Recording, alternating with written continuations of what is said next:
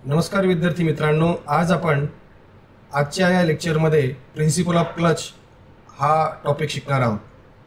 या टॉपिकमध्ये आपण महत्त्वाचा पार्ट म्हणजेच function of clutch, principle of clutch, requirements of clutch, त्याचे कोणकोणते महत्त्वाचे पार्ट्स आहेत, त्याच पद्धतीने टाइप्स ऑफ क्लच देखील आपण आज पाहणार आहोत। सर्वात आधी आपण बघूया की क्लच म्हणजे काय। ॲक्च्युली क्लच हा एक मेकॅनिकल डिव्हाइस आहे जो इंजिनची पॉवर गिअरबॉक्सला कनेक्ट किंवा डिस्कनेक्ट करण्याचं काम करत असतो। क्लचचं लोकेशन बेसिकली गिअरबॉक्स आणि इंजिन याच्या आतमध्ये असतं। आता जाणून घेऊया हा जो क्लच आहे कुठल्या बेसिक प्रिन्सिपलवर रन होत असतो। तर हा जो clutch actually friction based device आहे, ज्याच्यामध्ये फ्रिक्शन टू ट्रान्समिट टॉर्क जे आपण इंजिन टू ट्रान्समिशन किंवा गिअरबॉक्सला करत असतो। क्लचमध्ये दोन प्रकारच्या पोझिशन असू शकतात, एक म्हणजे एंगेज पोझिशन आणि दुसरी म्हणजे डिसएंगेज पोझिशन। जेव्हा एंगेज पोझिशन असते त्यावेळेस आपण क्लच प्लेटला प्रेस करून फ्लायव्हीलच्या अगेन्स्ट आपण त्याला जोडत असतो आणि पॉवर ट्रान्समिट करत असतो। आणि डिसएंगेज पोझिशनमध्ये क्लच प्लेट ही रिलीज झालेली असते आणि जी पॉवर इंजिनची असते ती आपण स्टॉप करतो गिअरबॉक्सपर्यंत पोहोचण्यासाठी। या ऑपरेशनसाठी आपण क्लच पॅडल आणि प्रेशर प्लेटचं मेकॅनिझमचा उपयोग करत असतो। आता जाणून घेऊया की क्लचमध्ये कोणकोणते महत्त्वाचे कॉम्पोनंट्स आहेत। तर पहिला सर्वात महत्त्वाचा कॉम्पोनंट आहे फ्लायव्हील, जो हा इंजिनच्या क्रँकशाफ्टला कनेक्ट असतो। त्याच्यानंतर क्लच प्लेट किंवा फ्रिक्शन डिस्क आहे जी माउंटेड असते गिअरबॉक्सच्या इनपुट शाफ्टवरती। नंतर आहे प्रेशर प्लेट जी प्रेसेस करते क्लच प्लेटला फ्लायव्हीलला जॉईन करण्यासाठी। आणि त्याचबरोबर बेरिंग आणि लिव्हरचं एक मेकॅनिझम आहे जे डिसएंगेज करत असतं जेव्हा तुम्ही क्लच पॅडल हे प्रेस करत असतात। आणि जो काही कॉन्टॅक्ट आहे क्लच आणि फ्लायव्हील मधला तो मेंटेन करण्यासाठी स्प्रिंगचा उपयोग आपण करत असतो। अशा पद्धतीचे वेगळ्या प्रकारचे मेन कॉम्पोनंट्स आपल्याला दिसून येत आहेत। आता त्याचं फंक्शन आणि इम्पॉर्टन्स बघूया। क्लच यूज केला जातो स्मूथ पॉवर ट्रान्समिशनसाठी इंजिन टू व्हील्सपर्यंत। म्हणजे आपण जर कन्व्हेन्शनल ट्रान्समिशन सिस्टीमचा जर विचार केला, म्हणजे ज्यामध्ये engine, clutch, gearbox, propeller shaft, differential आणि व्हील्स अशा पद्धतीचं ट्रान्समिशन सिस्टीम असते। तर ही जी ट्रान्समिशन सिस्टीम स्मूथली कार्यरत व्हावी याच्यासाठी सुद्धा क्लचचा उपयोग केलेला असतो। गिअर शिफ्टिंग करत असताना म्हणजे आपल्याला जेव्हा स्पीड हा व्हेरिएबल स्पीड आवश्यक आहे आपल्या रिक्वायरमेंटनुसार, ड्रायव्हरच्या रिक्वायरमेंटनुसार, तर त्यावेळेस आपण गिअर्स हे चेंज करत असतो। तर विदाउट डॅमेज गिअर शिफ्टिंग करण्यासाठी आपल्याला क्लचचा उपयोग होत असतो। नंतर जो की पॉईंट आहे याच्यामध्ये आपल्याला जे काही ऑपरेशन आपण आज समजून घेतोय हे फक्त मॅन्युअल ट्रान्समिशनसाठीच आहे। ऑटोमॅटिक ट्रान्समिशन सिस्टीममध्ये क्लच असतो परंतु तो वेगळ्या पद्धतीने कार्यरत होतो। आपण पुढच्या लेक्चरमध्ये ह्या गोष्टी जाणून घेऊया। आता नेसेसिटी ऑफ क्लच बघूया की आपल्याला ॲक्च्युली क्लचची नेसेसिटी का आहे। तर स्मूथ ऑपरेशन जे डिस्कनेक्शन आपण करतोय त्याच्यासाठी आपल्याला क्लचची आवश्यकता आहे। स्मूथ गिअर शिफ्टिंगसाठी सुद्धा आपल्याला क्लचची आवश्यकता आहे। त्याचबरोबर आपल्याला इंजिन स्टॉप न करता आपल्याला गिअर शिफ्ट करता यावे त्याच्यासाठी सुद्धा आपल्याला क्लचचा उपयोग होतो। आणि त्याचबरोबर ग्रॅज्युअल ट्रान्समिशन ऑफ पॉवरसाठी सुद्धा आपल्याला क्लचची आवश्यकता असते। अशा पद्धतीचे की फंक्शन्स आहेत क्लचचे। आपल्याला क्लचची आवश्यकता काय, तर जे ट्रान्समिशन सिस्टीम आहे त्या ट्रान्समिशन सिस्टीमला प्रोटेक्ट करण्यासाठी आपल्याला आवश्यकता आहे। त्याचबरोबर ड्रायव्हिलिटी आणि परफॉर्मन्स इम्प्रूव्ह करण्यासाठी आहे। आणि सेफ्टी आणि कंट्रोल जो व्हेकलचा आहे तो इन्क्रीज करण्यासाठी सुद्धा आपल्याला क्लचची आवश्यकता आहे। आता कोणकोणते रिक्वायरमेंट्स आहेत क्लचचे ते बघूयात। एकूण 7 रिक्वायरमेंट आहेत। पहिली रिक्वायरमेंट आहे एफिशियंट टॉर्क ट्रान्समिशन, ज्याच्यामध्ये स्मूथली टॉर्क ट्रान्समिशन झाला पाहिजे विदाउट स्लिपिंग। दुसरी रिक्वायरमेंट आहे स्मूथ एंगेजमेंट आणि डिसएंगेजमेंट, म्हणजे विदाउट जर्क ऑपरेट व्हायला पाहिजे क्लच आणि सिस्टीम आणि गिअर शिफ्टिंग मेकॅनिझम। त्याचबरोबर जे काही हीट त्या ठिकाणी जनरेट होणार आहे त्याचं हीट डिसिपेशन चांगल्या पद्धतीने व्हावं, ही एक रिक्वायरमेंट आहे।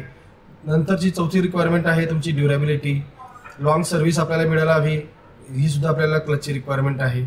क्लच हा कॉम्पॅक्ट आणि लाईटवेट असायला हवा, ही आपली 5वी रिक्वायरमेंट आहे। मेंटेनन्स कॉस्ट आणि इझी मेंटेनन्स हवं, ॲक्सेसेबल व्हावं इझिली, ही आपली एक 6वी रिक्वायरमेंट आहे। आणि व्हायब्रेशन डॅम्पिंगसाठी सुद्धा त्याच्यामध्ये ते क्वालिटी असायला हवी, ही सुद्धा आपली एक 7वी रिक्वायरमेंट. अशा पद्धतीने 7 रिक्वायरमेंट आपल्या जनरल रिक्वायरमेंट्स आहेत क्लचच्या.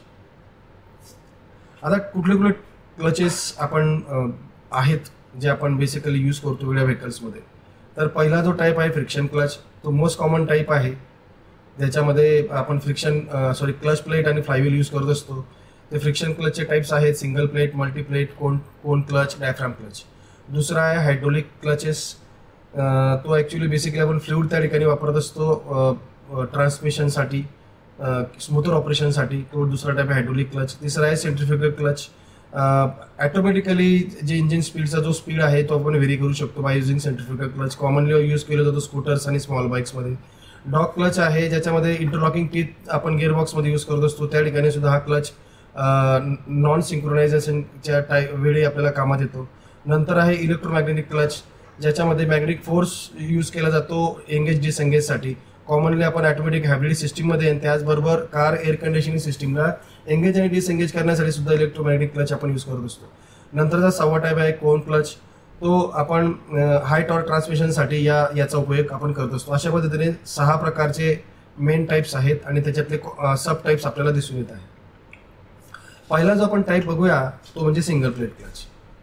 या फिगरमध्ये तुम्हाला दिसून येईल की त्याच्यामध्ये डाव्या साईडला क्लच पॅडल आहे, नंतर रिलीज बेअरिंग आहे, नंतर क्लच प्लेट आहे. आता तरी सिंगल हा शब्द वापरलेला आहे कारण की हा सिंगल प्लेट क्लच आहे. मल्टीप्लेट क्लच जर राहिला असता तर याच्यापेक्षा मोर दॅन सिंगल प्लेट त्या ठिकाणी तुम्हाला दिसून आले असतात.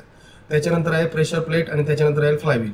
आता तुम्ही बघत असाल की फ्लायव्हील उजव्या हाताला आहे म्हणजे इंजिन हे उजव्या हाताला आहे.